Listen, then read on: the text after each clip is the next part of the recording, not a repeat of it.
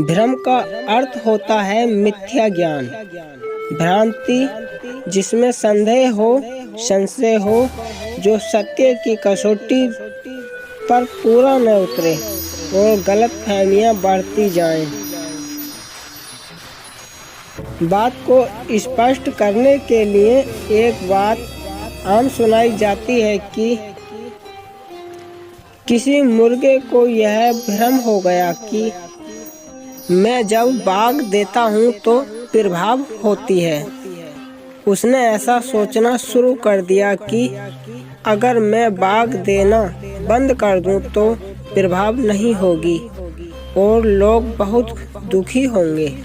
इसलिए जो यह भ्रम बढ़ता गया, वह अहंकार की चपेट में आता गया और उसकी चाल ढाल में बहुत अंतर आ गया। अब उसको समय पर खाना, समय पर सोना, मतलब उसको सब सुविधाएं चाहिए, नहीं तो वह बाग देना बंद कर देगा और सब कुछ गड़बड़ हो जाएगा।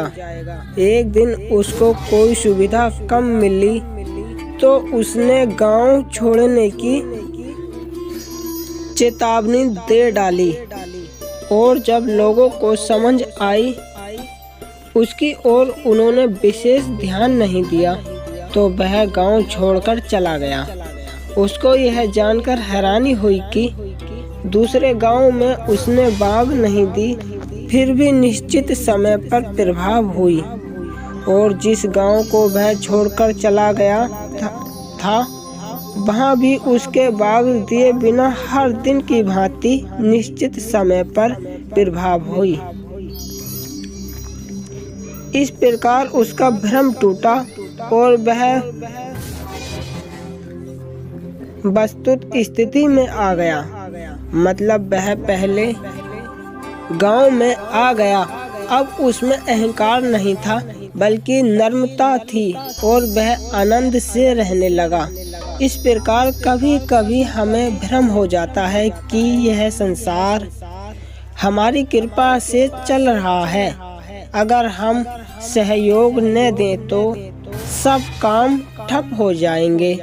यह केवल भ्रम होता है, सत्य नहीं होता है।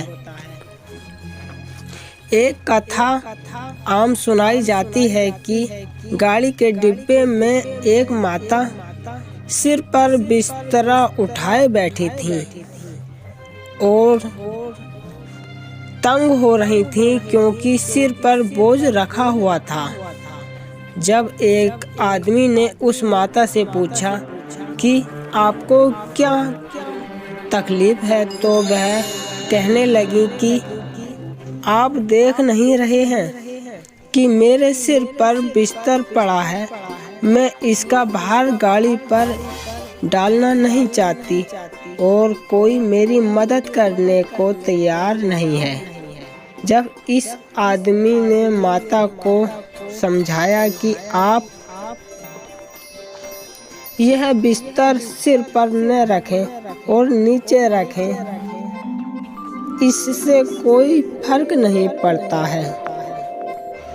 असलियत तो यह है कि आपको भी कोई बिस्तर को भी गाड़ी उठा ले जा रही है। इस आदमी ने माता का बिस्तर उसके सिर से उतार कर नीचे रख दिया और अगले स्टेशन पर माता भी पहुंच गई, बिस्तर भी पहुंच गया और किसी प्रकार की कोई कठिनाई भी नहीं हुई। इस प्रकार यह पूरा संसार भ्रम जाल का शिकार है। गलत प्रभाएं चल रही हैं। अगर बिल्ली रास्ता काट गई तो लाभ नहीं बनेगा। इस प्रकार यह काम इस समय करेंगे तो ठीक होगा, अगर इस समय पर नहीं करेंगे तो ठीक नहीं होगा, अशुभ होगा। अगर घर में कोई लड़के को ब्याह कर ले आया और घर में बहू के आते ही कोई अशुभ घटना हो गई तो उस बहू को अपशगुन मानकर इस पर कितने अत्याचार किए जाते हैं। उसका लोग जीना मुश्किल कर देते हैं। यह सब भ्रमजाल होता है।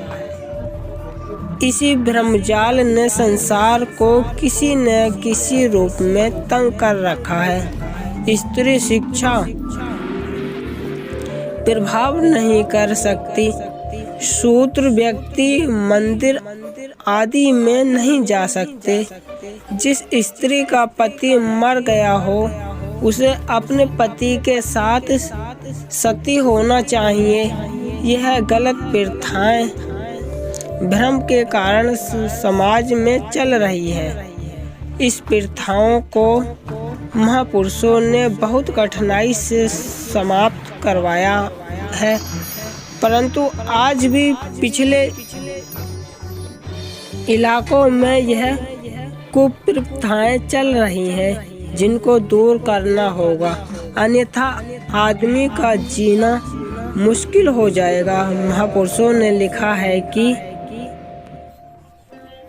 धीति बार न जोगी जाने, रुत मह न कोई, जो करता सृष्टि का राजा, आपे जाने सोई। भाव यह है कि प्रभु परमात्मा इस सृष्टि को चला रहा है, इसलिए सब कुछ ठीक चल रहा है।